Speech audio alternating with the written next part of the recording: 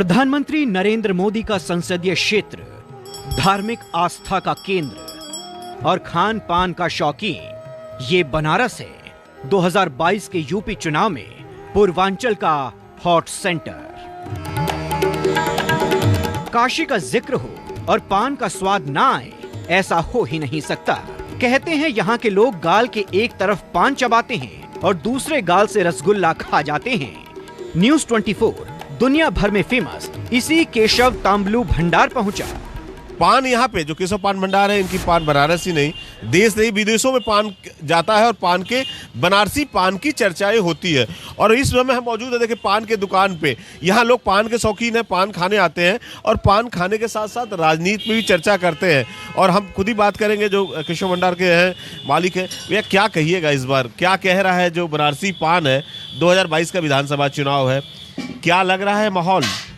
माहौल भैया ये लग रहा है, अभी तक तो जो सामने आ रहे हैं सब अपने अपने दावा कर रहे हैं कि हम सभी लोग जीत रहे हैं।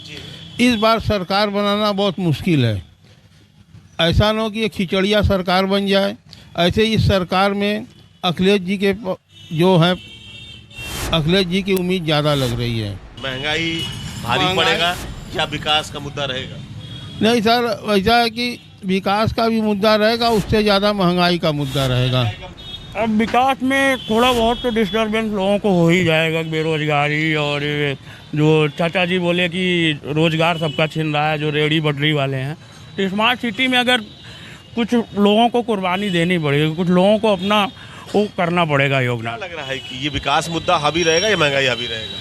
विकास मुद्दा बिल्कुल हावी रहेगा। और जो पढ़े लिखे लोग हैं, जो सभ्य समाज के लोग हैं, वो योगी और मोदी जी को ही माने हमला। ये जो देखिए पान, वाकई आप पान भी खा रहे हैं, कहीं ना कहीं बनारसिया स्टाइल दिख रहा है। ये बनारस में तो आप ये समझिए कि खान पान में लोग बहुत ही ज़्यादा जो है शौकीन है।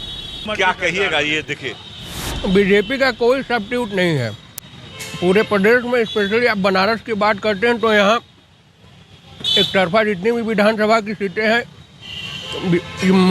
योगी की है और पूरे उत्तर प्रदेश में नहीं। ये पान जो बनारसी है, कहीं ना कहीं ये पान का जो छाप है बनारस के लोगों का, तो ये राजनीति चर्चा ही है यहाँ पे हो रही है। अब क्या लग रहा है कि नहीं साइकिल चलेगा या वाकई बीजेपी की हवा रहेगी? फिर हमने पहले ही कह दिया, देखिए बीजेपी की कोई सब्स्टिट्यूट नहीं है। बीजेपी एकदम हर हाल में यहाँ विधानसभा में डंका फहरा रही है। डंका फहरा रही है। क्या कहेंगे, जिस तरह से देखे माहौल को हम देखें, बनारसी रंग और आप लोग पान भी खा रहे हैं, मजा भी आ रहा है, तो क्या लग रहा है इस बार? इस बार 2022 की जो भी जीतेगी सत्ता आएगी वो भारतीय जनता पार्टी की ही आएगी, क्योंकि भारतीय जनता पार्टी ने यहाँ बहुत काम किया है। लोगों को बस देखने का अंदाज़ा नहीं मिल पा रहा है कि किस तरीके से उसको देखा जाए। देखिए बेरोजगारी बहुत ख़त्म हुआ है। जो काशी हिंदू विश्वविद्यालय में जिस तरीके से पहले घुसखोरी भ्रष्टाचारी चलती थी, वो बंद होकर अब वहाँ पर टेंडर का उन्होंने कर दिया। अगर एक इंसान को सरकारी नौकरी दिया जाए तो वो कम से कम 40 से 50 हज़ार को मिलता है। मोदी जी लग रहा है 22 में हवा की लहर किधर माने? हवा की लहर तो है ही बनारस में। टक्कर है या एक तरफा है? नहीं, टक्कर तो है, टक्कर के साथ ही आएगा बीजेपी। सत्ता किसी की भी हो, लहर किसी की भी हो, मगर 20 साल से बनारस की कैंट सीट का मिजाज कभी नहीं बदला। साल 1991 में बीजेपी सीट पर जीती और फिर उसके बाद कभी नहीं हारी। कभी पिता, कभी माँ, तो कभी बेटा वाराणसी के कैंट से विधायक बने। कायस्थों के दबदबे वाली सीट पर इस बार क्या बदलाव की तैयारी है या फिर जनता का झुकाव योगी की ओर है? न्यूज़ 24 की टीम ये जानने के लिए अगले पड़ाव पर पहुंची। बनारस के युवा इस बार क्या सोच रहे हैं? 2014 से और 2022 तक आप देखेंगे, 14 से 22 जो युग रहा है, भाजपा लगातार निरंतर सफलता मिलती रही है और मुझे लगता है युवाओं का उसमें योगदान जो है अपूर्ण रहा है। मोदी जी को निरंतर युवाओं का सपोर्ट रहा है। 2017 में युवाओं ने योगी जी को पूरा सपोर्ट दिया और 2022 में निश्चित 2022 में युवाओं का पूरा साथ योगी जी को रहेगा। अभी चर्चा हम लोगों से मिल रहे तो कह रहे नहीं, अखिलेश बेहतर है युवाओं के लिए। युवाओं के लिए नौकरी चाहिए, जिस तरह की शिक्षा की व्यवस्था कहीं ना कहीं दूर है इससे लोग, तो क्या कहिएगा इस बार? नहीं, अखिलेश बेहतर हैं, अखिलेश स्वयं युवा हैं इसलिए वो बेहतर हैं, एक ऑप्शन के रूप में वो अच्छे हैं। लेकिन अगर योगी जी से तुलना करेंगे तो अखिलेश कहीं फीके पड़ते हैं। पूरा प्रदेश मूड बना चुका है कि पूर्ण बहुमत से 2022 में अखिलेश यादव की सरकार बनने जा रहा है। और हवा का रुख क्या लग रहा है कि ज्यादातर अखिलेश? हवा आम जन का एकदम हवा का रुख साफ है और पक्ष का कोई भूमिका ही नहीं है। अखिलेश यादव की पूर्ण बहुमत से सरकार बनने जा रही है। आप भी युवा है और लगातार हम बहस हो रही है युवाओं में, क्योंकि युवाओं के बीच हम भी जा रहे हैं, तो कहीं ना कहीं युवा रोजगार की बात नहीं हो रही है, शिक्षा की बात नहीं हो रही है, लेकिन कहीं ना कहीं ये देख रहे हैं कि महंगाई है, विकास है, धर्म है और राजनीति पे यही चर्चा हो रही है। तो क्या सोच रहा है इस बार बनारस की धरती 2022 में बहस बनारस में क्या होने वाला है इस बार? जी, प्रचंड बहुमत से इस बार कमल खिलेगा, क्योंकि जाति और राजनीति जाति और धर्म से ऊपर उठकर रोजगार विकास की बात कर रहे हैं योगी जी।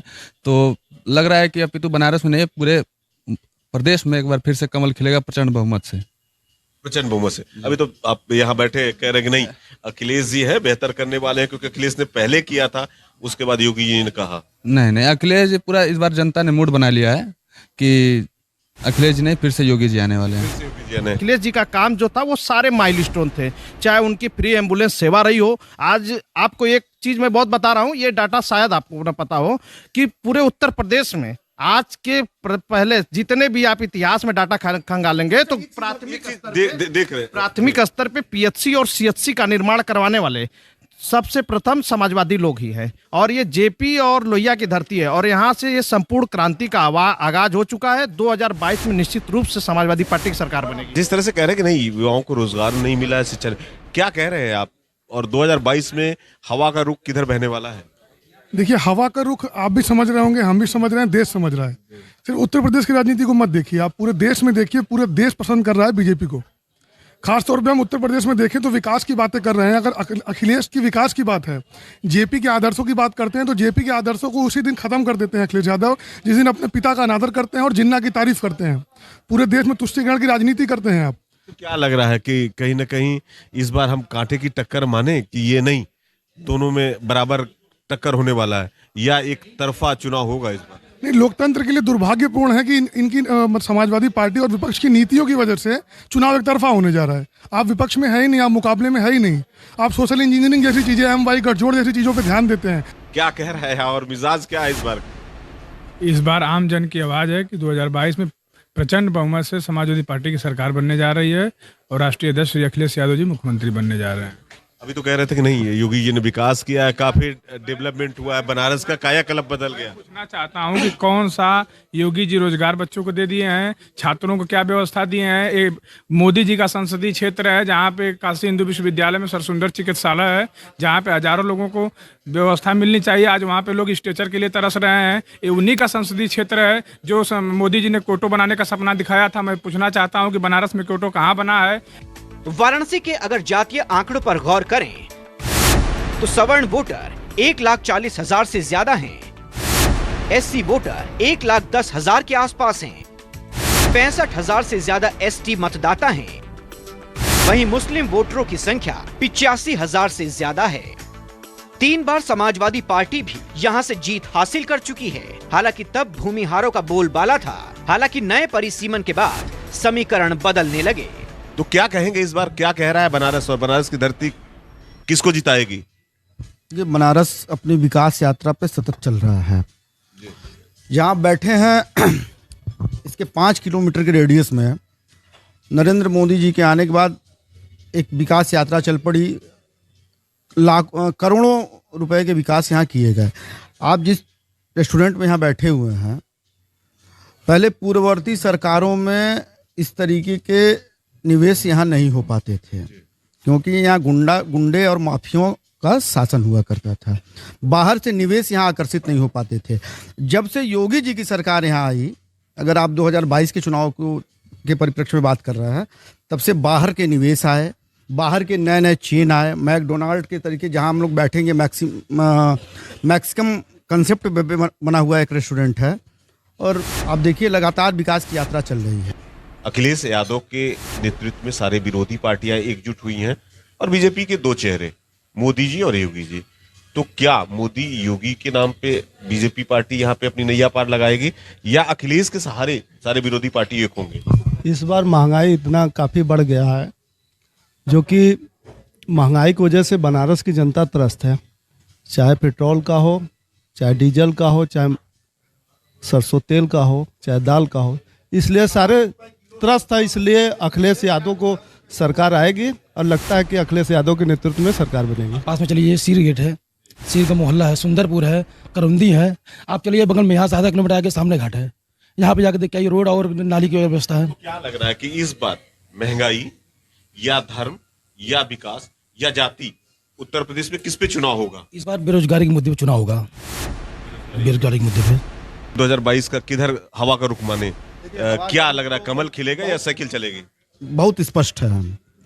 ये आप एक आम जन से भी पूछेंगे, जिसको लगातार योगी सरकार या भारतीय जनता पार्टी की सरकार राशन दे रही है, गरीबों को राशन मिल रहा है, दलितों को राशन मिल रहा है, उनका पेट भर रहा है। इस कोरोना के कालखंड के बावजूद भारतीय जनता पार्टी की सरकार और योगी जी की सरकार ने जिस तरीके से आम जन का कल्याण किया है, आम जन का पेट भरा है, उससे मुझे नहीं लगता है कि कहीं कोई ये जनता कहीं और जाने वाली है। विकास की बात हुई है, बहुत विकास हुआ है। बनारस में दो चीज उठा करके आप देख लीजिएगा। बौड़ा कॉरिडोर का विकास अखिलेश यादव जी के समय में हुआ और जहां का वहीं रुक गया।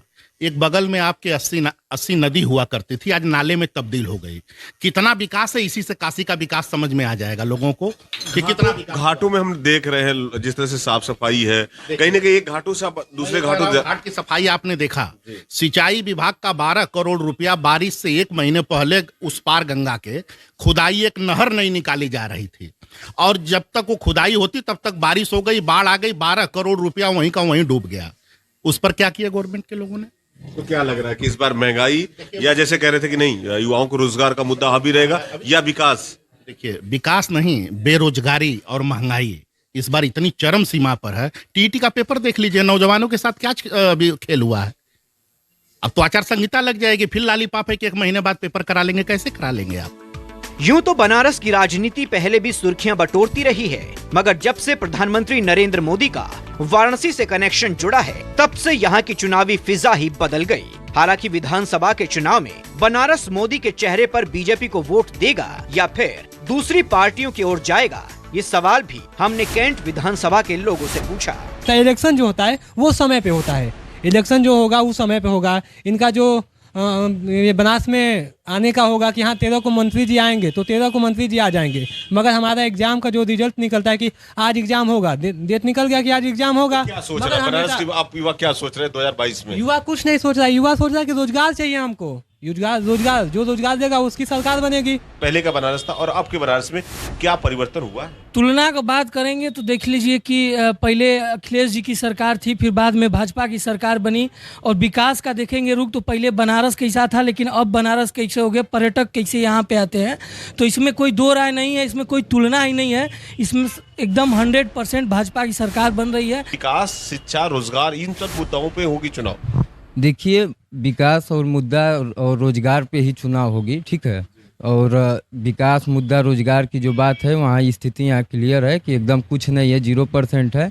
यहाँ SC/ST के मामले तमाम प्रकार के दर्ज हैं, उसमें CO साहब विवेचना नहीं कर रहे हैं। यहाँ पे इन लोगों का सोच क्या कह रहा है युवा, क्या कह रहा है बनारस की धरती, क्या कह रही है इस बार 2022 में, और हवा का रुख किधर बहेगा?